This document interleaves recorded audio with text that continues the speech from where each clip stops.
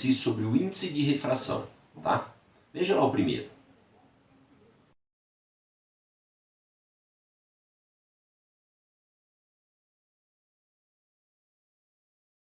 Ok? Esse primeiro exercício, ó, ele traz uma coisa muito importante no primeiro parágrafo, que é falar assim, ó, o índice de refração absoluto de um certo meio para uma determinada cor, 3/2, né? Mas, ó, índice de refração, primeiro, absoluto, por quê? Porque tem o índice de refração relativo, quando você compara dois meios, tá? Então a gente fala índice de refração ou índice de refração absoluto. Quando for o relativo, você vai entender pelo próprio texto. Mas esse índice de refração para um certo meio, para uma certa cor. Então, índice de refração depende da cor que você está falando e do meio onde essa cor se propaga, tá? Então, se ele diz que esse índice de refração vale 3/2, quer dizer, 1,5, né?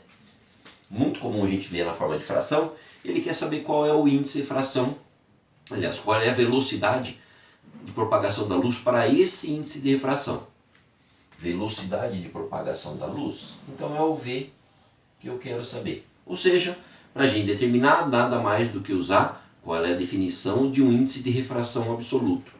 Índice de refração, N, é C sobre V, onde o valor C, que está lá em cima, é a velocidade da luz no vácuo. Velocidade da luz no vácuo vale 3 vezes 10 a quinta quilômetros por segundo, ou 3 vezes 10 oitava metros por segundo, tá? Basicamente, se eu vou fazer em metros por segundo ou quilômetros por segundo, depende do problema. Quando não falar nada, você pode fazer na unidade mais simples. Essa informação normalmente ela vem nos exercícios, tá? Então, se o índice de refração vale 3/2, índice de refração é a velocidade da luz no vácuo dividido pela velocidade no meio. Pronto. Está resolvido o nosso problema. Cancela 3 de um lado com 3 do outro. O V que está dividindo vai multiplicando, o 2 vai multiplicando, então a velocidade de V vale 2 vezes 10 a quinta quilômetros por segundo. Está aí determinada a velocidade. Importante desse exercício é só destacar que, lembre-se, essa velocidade de 3/10 a quinta quilômetros por segundo é a velocidade da luz, qualquer que seja a cor, no vácuo. E, portanto, qualquer que seja o outro meio que você vai falar, a luz tem que andar mais lentamente. Se você fizer algum equívoco matemático aí no cálculo, né, e o resultado der maior do que 3/10 a quinta, opa, revise porque deve ter alguma coisa estranha. Ok? Segundo exercício.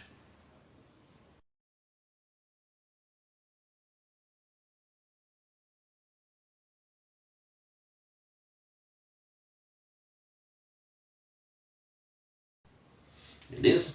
Então, no segundo exercício, ele fala que a velocidade da luz de um certo móvel ela é 2/3 da velocidade da luz no vácuo. Então, vamos colocar a informação do problema. Velocidade da luz num certo meio é 2/3 da velocidade da luz no vácuo. A velocidade da luz no vácuo é C. Tá? E com isso ele quer que você determine o índice de refração desse meio para essa certa cor. Então, só usar novamente a definição do índice de refração. N é C sobre V, onde nesse caso eu sei que a velocidade da luz é 2/3 da velocidade da luz no vácuo. Então a velocidade da luz no vácuo ela vai aparecer em cima e embaixo, cancela, sobrou 1 aqui em cima, né? Dividido pela fração 2/3. Inverto a fração de baixo e multiplico, vira 3/2. Então, 3/2, é o índice que estava aqui no exercício 1. Ou seja, toda vez que está te dando um índice, quer dizer qual é a fração de velocidade comparado com a velocidade da luz. Dar o índice ou dar a velocidade, não interessa, eu consigo de um achar o outro tranquilamente. Ok? Beleza? Então, tranquilo. Agora, no terceiro exercício, ó, veja, no terceiro exercício, vamos ver o que ele diz.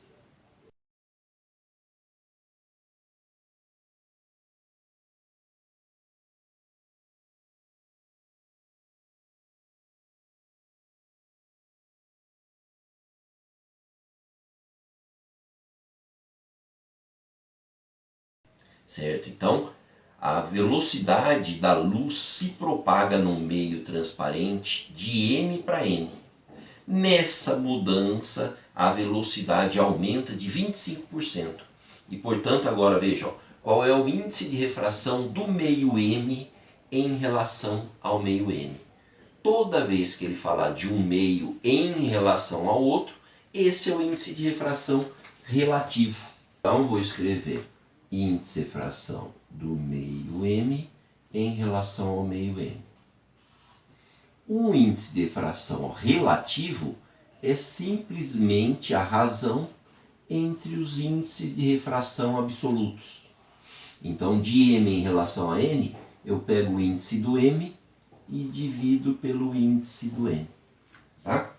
Agora, como ele está falando das velocidades, eu vou usar o exercício anterior, aqui uma escrita do exercício anterior, para que a gente entenda o seguinte, ó.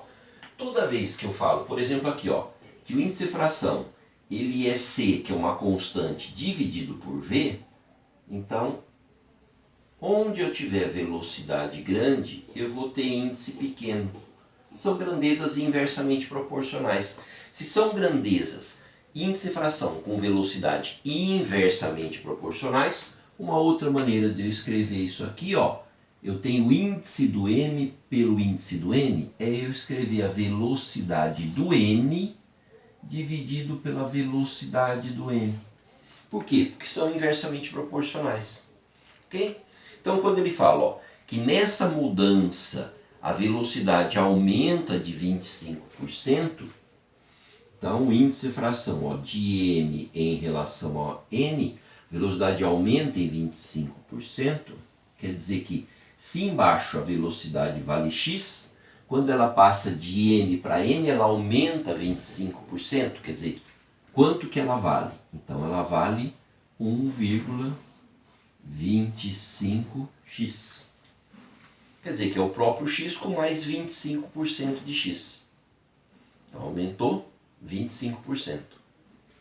Cancelo o x, não é ele que vai me interessar, né? Ó. Então o índice de refração relativo de m em relação a n é 1,25.